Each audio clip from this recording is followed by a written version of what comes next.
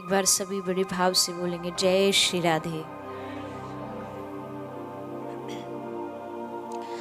आइए चित्सार सिंधु सर्वस्व भगवान श्री राधे गोविंद के चरण कमलों का ध्यान करते हुए सभी श्रीमद् भागवत गंगा में प्रवेश करें। आज 5वें दिन की इस कथा में आप हम सभी भागवत कथा में प्रवेश कर रहे हैं।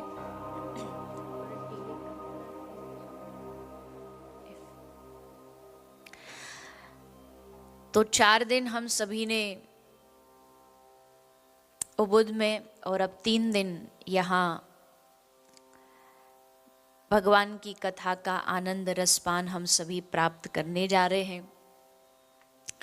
स्थान परिवर्तन होता है, फिर से सब सिस्टम बनाने में समय लगता है और वैसे भी वर्किंग हैंड यहाँ कम ही रहते हैं। एक आदमी 2-2 3-3 काम करता है। हमारे पंडित जी भारत में मजीरा नहीं बजाते, यहाँ वो भी बजा रहे हैं। ये भैया कैमरा नहीं सिर्फ फोटो चलाते, वीडियो नहीं चलाते, यहाँ वो भी चला रहे हैं। ये भैया गाते नहीं, यहाँ ये गा रहे हैं। और सब लोग और भी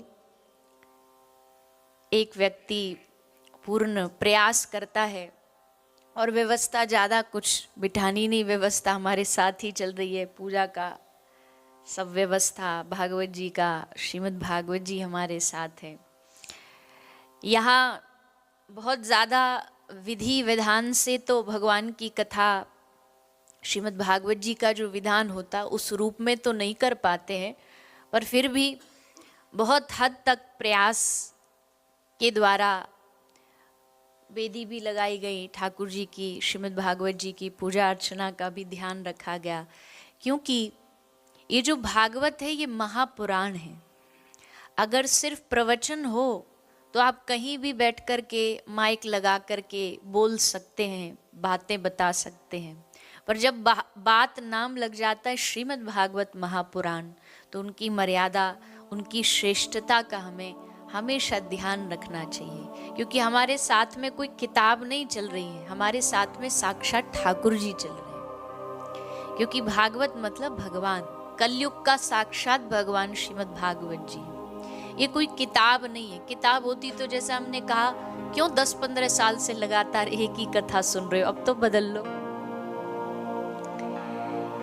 एक किताब भी 6 महीने से ज्यादा बेस्ट सेलिंग की लिस्ट में नहीं आती, उसके बाद वो बदल दी जाती है, उसका जगह कोई और ले लेती है। पर भगवान की कथा, ये श्रीमद् भागवत सदियों से चलती आई है और सदियों तक ऐसे ही चलती रहेगी।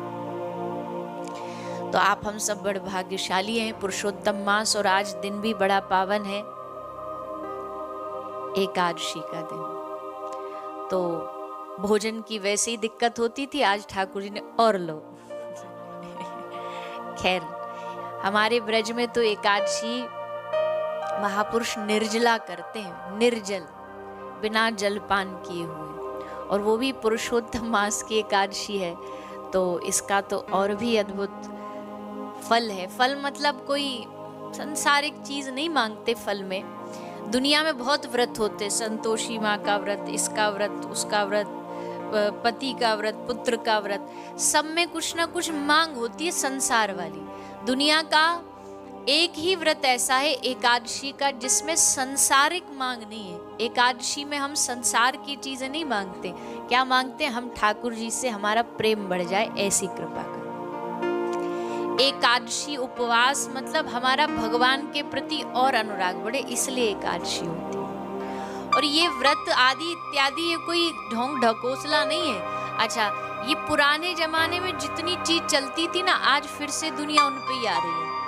आजकल वेस्टर्न कल्चर में एक नई चीज शुरू हुई है, बॉडी डिटॉक्स।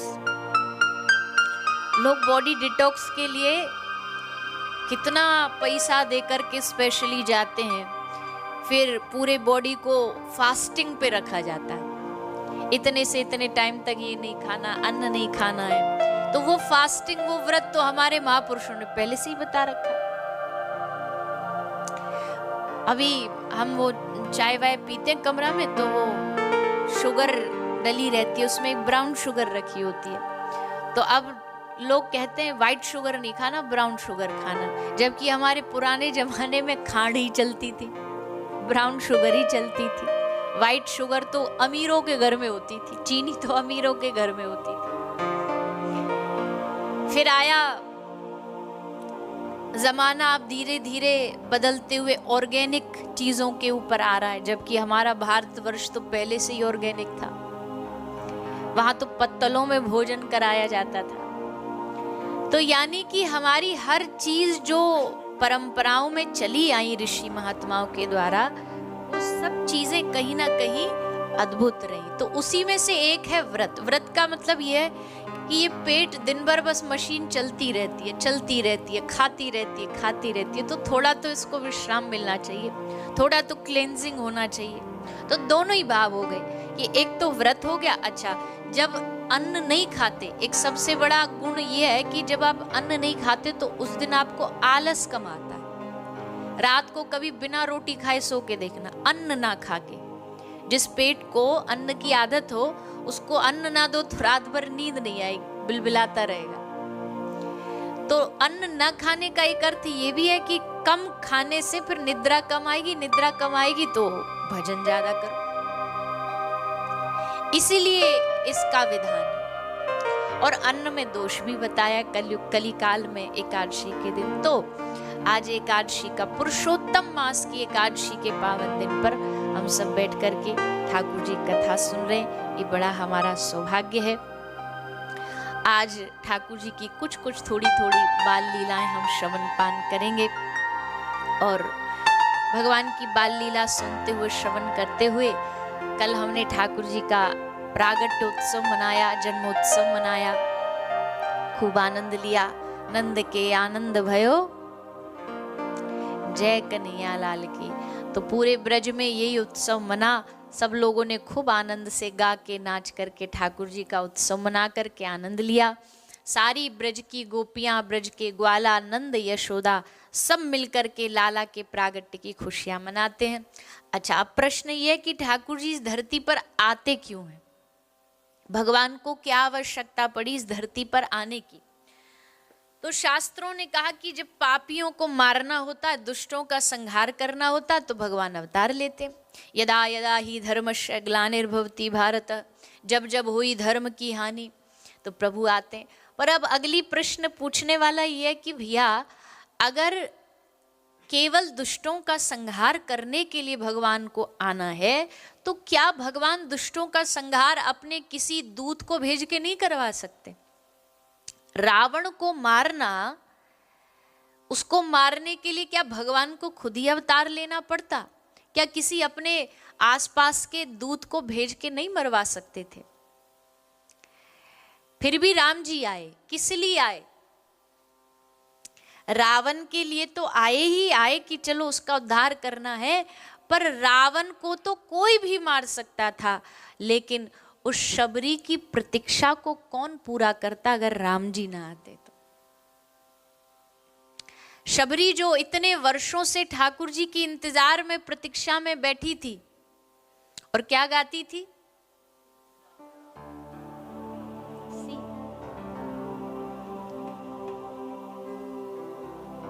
राम आएंगे तो अंगना सजाऊंगी, राम आएंगे तो अंगना सजाऊंगी। दीप हमको तो आती है, पर हम आपकी सिंगिंग स्किल देखना चाहते हैं। दीप जला के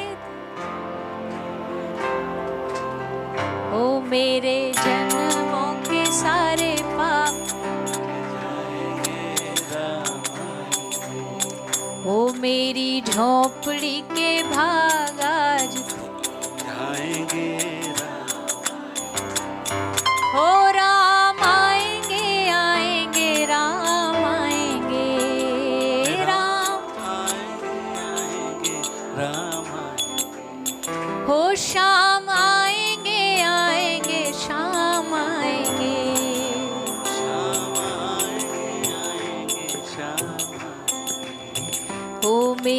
झोपड़ी के भाग आज खुल जाएंगे, राम आएंगे। मेरी झोपड़ी के भाग आज खुल जाएंगे, राम आएंगे। ओ मेरी झोपड़ी के भाग आज खुल जाएंगे, राम आएंगे। खुल जाएंगे। शबरी बचपन से लेकर के 55 तक की हो गई इंतजार करते करते, पर राम जी आए नहीं। पर शबरी ने अपनी प्रतीक्षा नहीं छोड़ी, इंतजार नहीं छोड़ा। हम लोगों से इंतजार नहीं होता, हम इंस्टेंट नूडल्स के जमाने के लोग हैं। हमें कृपा भी भगवान की तुरंत ही चाहिए। 2 माला कर और भगवान ना मिले ना तो तुरंत हम भगवान चेंज कर देते, हम मंत्र चेंज कर देते। हमारे पास इतने तो मंत्र है, और पता नहीं भारत पर कुछ ज्यादा ही कृपा है, भगवान ने 33 कोटि देवी देवता दे दिए। अच्छा ये नहीं आ रहा, ये नहीं सुना, दूसरा ट्राई कर लो। हर डेज के हिसाब से हमारे भगवान है। मंडे को, सोमवार को भोलेनाथ जी, मंगल को, शनिवार को, अलग अलग दिनों के हमारे भगवान फिक्स है।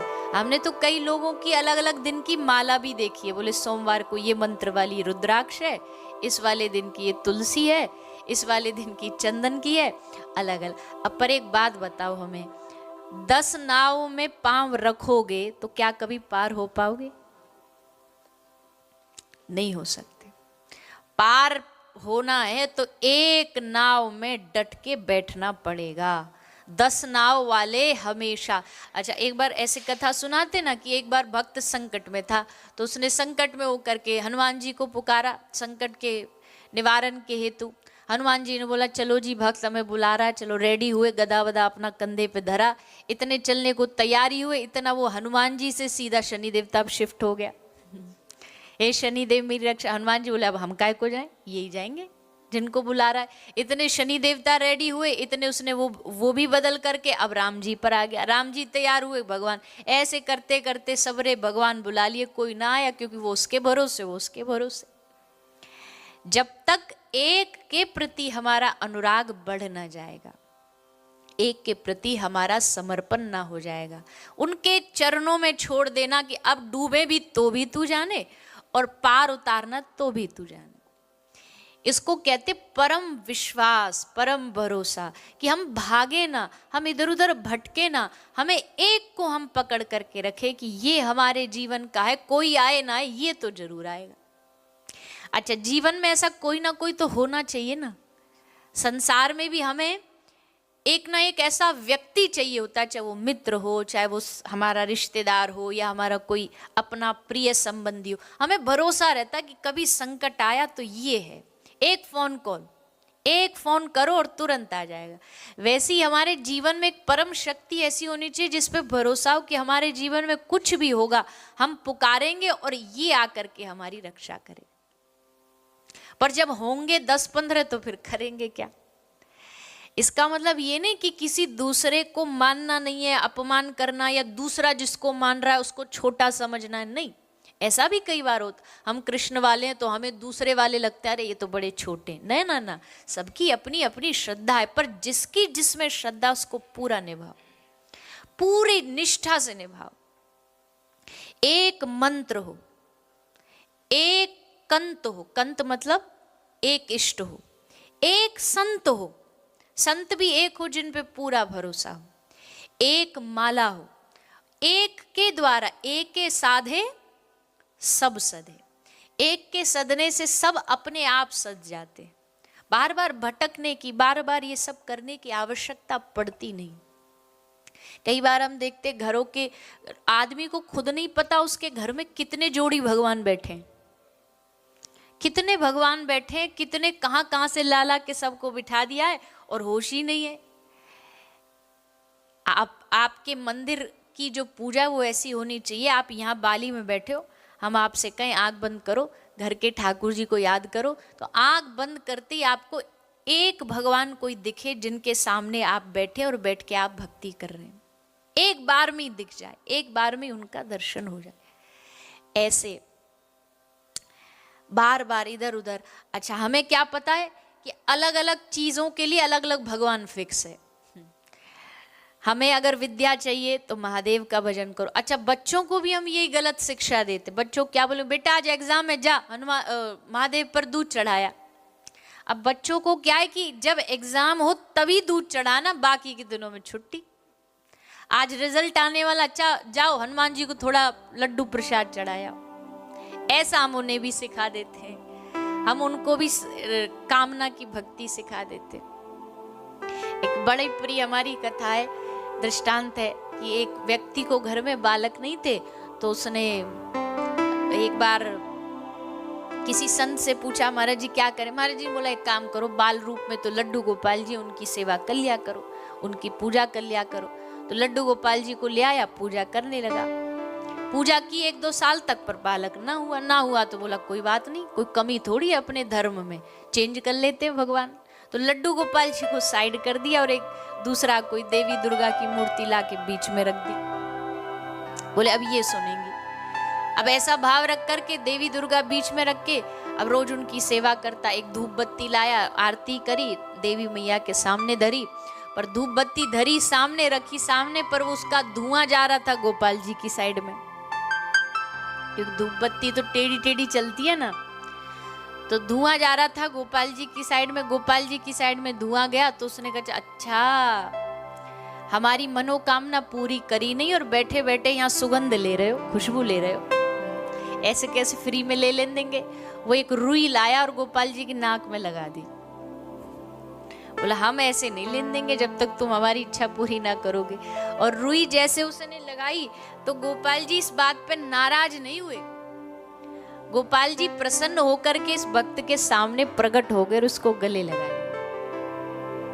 अब ये घबराए कि आज तो तू गया, तूने बड़ी गड़बड़ करी है, नाराज हो जाएंगे ठाकुर जी। ठाकुर जी बोले ना मैं नाराज नहीं हूं, मैं बड़ा खुश हूं। किसी ने पूछा प्रभु इसमें खुश होने वाली बात कौन सी है?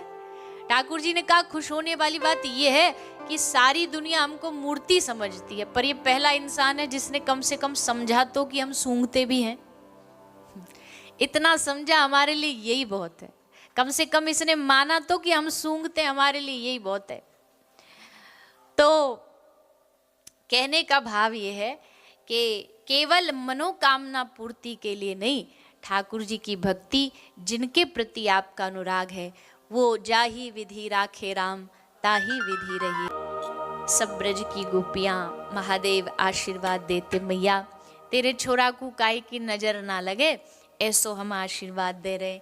गोपीन ते मैया कहती सब मेरे लाला को आशीर्वाद दे के जाओ, या खूब बड़ो बने, या कि बढ़िया बहू आ जाए, या को ब्याह है जाए। सब ब्रज की गोपी आशीर्वाद देती लाला को। फिर कंसेन प्रहिता घोरा पूतना बाल घातनी, शिशुंश चकार निघनंती पुरग्राम ब्रजादिशु। अब कंस के द्वारा पूतना भेजी गई, क्योंकि बड़ा डरा है कंस, बड़ी चिंता है। देवकी का 8वां पुत्र तो हुआ नहीं, लाली भई, और उस लाली ने भी कह दिया कि तेरा मारने वाला कहीं और जन्म ले चुका है। अब खोज में है कि कैसे मैं जाकर के इस 8वें पुत्र को ढूंढूं और मरवाऊं। तो खोज चालू हुई तो पहले पूतना भेजी। पूतना भेजी, सुंदर रूप बना करके आई, आकर के श्री ठाकुर जी को लेकर के गोद में दूध पान कराती है। ठाकुर जी दूध के संग संग उसके प्राणों को सोंकते हैं, प्राणों को खींचते हैं और पूतना का उद्धार करते हैं। सक्टासुर आया, उसका उद्धार किया, तृणावृत आया, उसका उद्धार किया। सब दैत्यों का उद्धार करते करते अब ठाकुर जी ने थोड़े थोड़े बड़े होने लग गए। नामकरण हुआ, अनेक नाम रखे गए, चलना सीखा, चलने लग गए, बोलना सीखा, बोलना सीखा। तो सबसे पहले क्या बोले ठाकुर जी? यशोदा मैया कहती है लाला बोल मैया, तो ठाकुर जी चुप हो जाते। मैया बोल, फिर चुप हो जाते। एक बोला, दाऊ दादा बोले मैया नहीं भैया बोल भैया, तो ठाकुर जी ना भैया बोले। एक बोलो लाला एक काम कर, बाबा कह रहे बाबा बोल, ठाकुर जी वो भी ना बोले। पर एक दिन आप बैठे ठाकुर जी पलना में, और पलना में बैठे बैठे एकदम से बोले, क्या बोले? गैया। जैसे गैया बोले महाराज, यशोदा मैया नाचने लगी। मेरो लाला तो बड़ो है गयो, मेरो छोरा तो बड़ो है गयो। बोलन लगो, गैया बोला। ठाकुर जी ने पहला शब्द ही गाय का लिया। अब नेक नेक ठाकुर जी के दांत निकरवे लगे। दांत निकरे तो भैया अब ब्रज की भक्ति तो कहा बताएं। एक दिन हाथ ऐसे पकड़ के दाऊ दादा खिला रहे तो लाला ने नए नए दांत निकले तो वाते दाऊ दादा को हाथ काट लियो। जैसे हाथ काटो अब तो सबरे ब्रज में हल्ला मच गयो। बोले लाला भैया दांत ते हाथ काटे, एक काम करो तुम भी आओ कटवाने। अब ब्रज में लंबी लाइन लग गई। काय को जा रहे हैं, क्यों लाइन में खड़े हो? बोले कन्हैया ते हाथ कटवाएंगे। ऐसे बावरे है ब्रजवासी कन्हैया के प्रेम।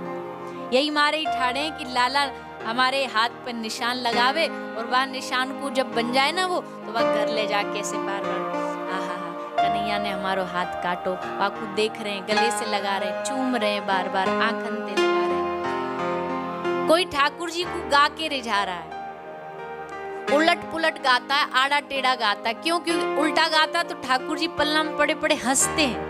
जैसे हंसते हैं तो और उल्टा गाता है। कोई नाच के ठाकुर जी को रिझा रहा है, कोई बैठ के ताली बजा बजा के रिझा रहा है। भैया हमारे ब्रज में कहते हैं कन्हैया कौन है? ये तो ब्रज का एक खिलौना, मेरा सुंदर श्याम सलोना।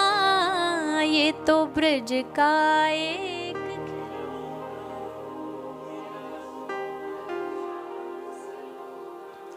हो, ये ब्रज का एक खिलौना, ये सुंदर श्याम सलोना। ये ब्रज का एक खिलौना, मेरा सुंदर श्याम सलोना। आगे की लाइन आती नहीं है। कौन से भजन की है?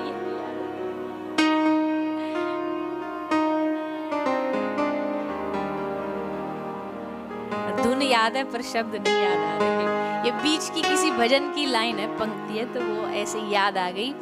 ये ब्रज का एक खिलौना, मेरा सुंदर श्याम सलोना। ठाकुर जी ब्रज का खिलौना है। ब्रज का खिलौना ब्रज का केंद्र है।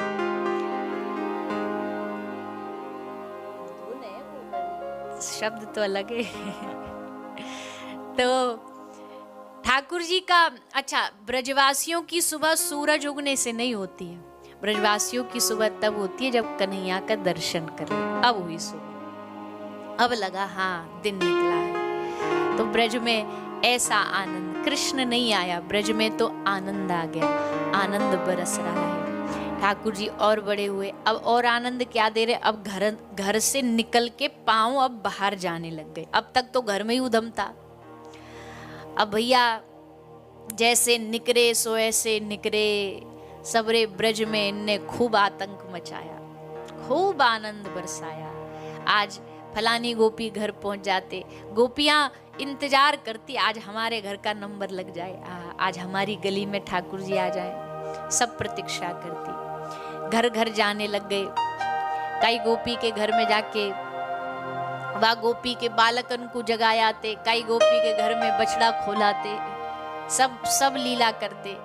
कई गोपी के घर में पूजा हो रही थी सत्यनारायण भगवान की, तो वह घर में पहुंच गए। गोपी ते बोले गोपी हमको खाने को दे, तेरे घर में बड़ी अच्छी हलवा पूरी की खुशबू आ रही है। गोपी बोली अभी ना दूंगी, पहले पूजा होगी फिर दूंगी, पहले भगवान की पूजा होगी, सत्यनारायण भगवान। ठाकुर जी हंस के मनी मन बोले हम ते बड़ो सत्यनारायण भगवान कौन है, हम ही सवरे भगवानन के भगवान है, पर या ते किंगे तो मानेगी ना। तो ठाकुर जी बोले देख गोपी हम हैं ब्रजवासी को पेट भरगो तो मतलब तेरे सत्यनारायण भगवान को भी भरगो, बाद में लगा लियो भोग, हमें दे दे, पहले हमें भूख लगी है। गोपी बोली ना ऐसे ना दूंगी। ठाकुर जी बोले ना देगी, बोले ना दूंगी। बस फूल गए, मुंह फुला लियो, गुस्सा है गए। 2 मिनट में गुस्सा है जाते और गुस्सा है कि चले गए। गोपी बोली जा जानो है तो ये तो रोज को काम है यहाँ को गुस्सा करनो। पर ठाकुर जी जब गए देखी यहाँ पे तो कोई असर ही ना पड़ो, तो कहा करो तुरंत उल्टे भगे भगे आए। गोपी तो लग गई काम में, काम करके जब अपनो सबरो खत्म करके वापस लौटी तो देखी सत्यनारायण भगवान की चौकी पे सत्यनारायण भगवान तो गायब थे, वहां पे कुत्ता के 2 पिल्ला बैठे और ठाकुर जी अंगूठा दिखा दिखा के हंस रहे गोपी को, बोले ले आ गए तेरे साक्षात सत्यनारायण भगवान, कर ले पूजा।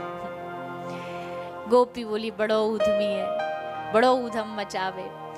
अच्छा, ठाकुर जी का ये उधम करने का एक उद्देश्य ये भी है कि वो चाहते नहीं है कि कोई उन्हें भगवान माने, वो अपने आप को छुपा के रखना चाहते हैं, बालक बन के रहना चाहते हैं। वो चाहते हैं कि हम बालक बन के रहें और कोई भी हमें भगवान वाला भाव ना है, क्योंकि भगवान आते ही तो आदमी फिर अगरबत्ती लेके खड़ा हो जाता है, अरे अरे भगवान है भगवान है, ऊंचा ना बोलना, गलत ना बोलना। गाली देते ब्रजवासी अगर भगवान मानते तो, भगवान को कोई गाली देता है?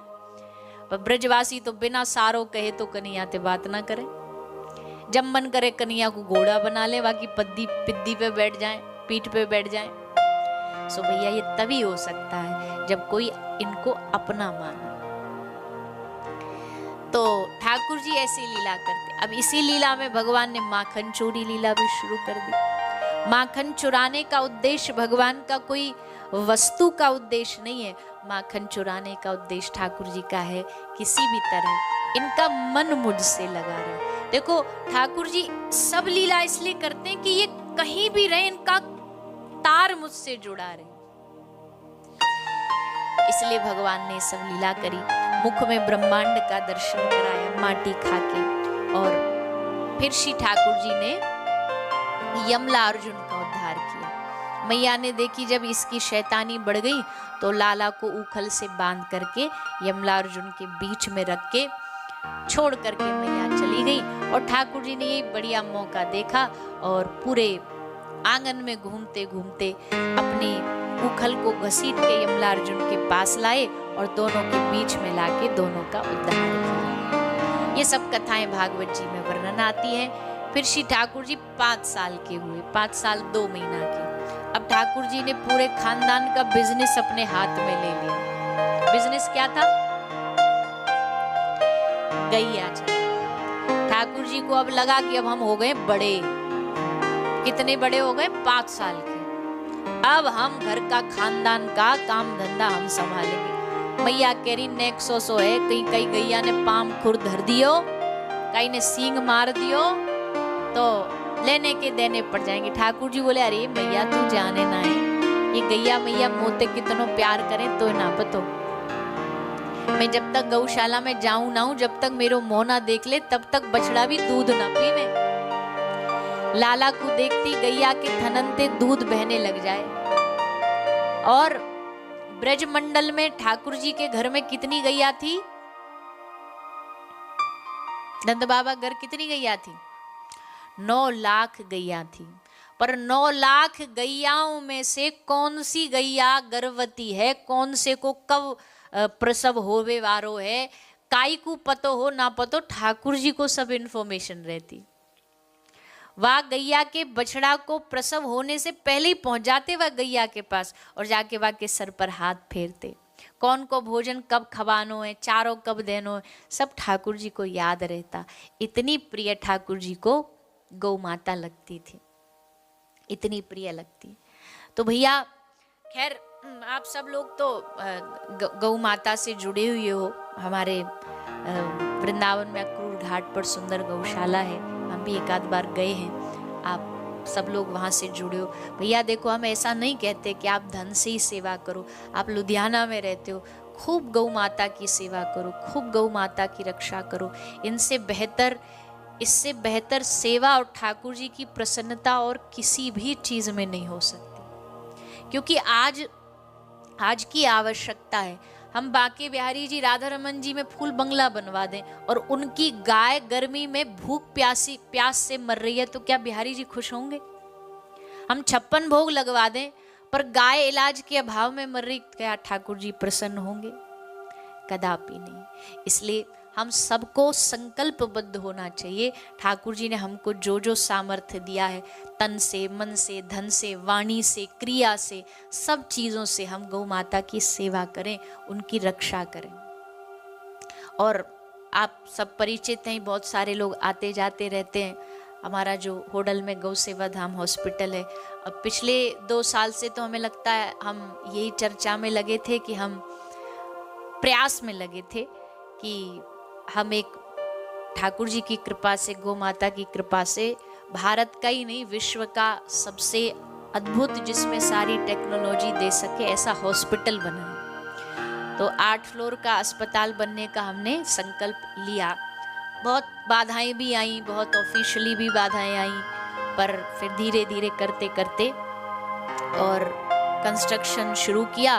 और ठाकुर जी की कृपा से अभी उसका ग्राउंड फ्लोर, फर्स्ट फ्लोर का काम जो है वो पूरा हो चुका है। कंस्ट्रक्शन चल रहा है, पर ये 2 फ्लोर का कार्य पूरा हो चुका है। धीरे धीरे आशा है कि 2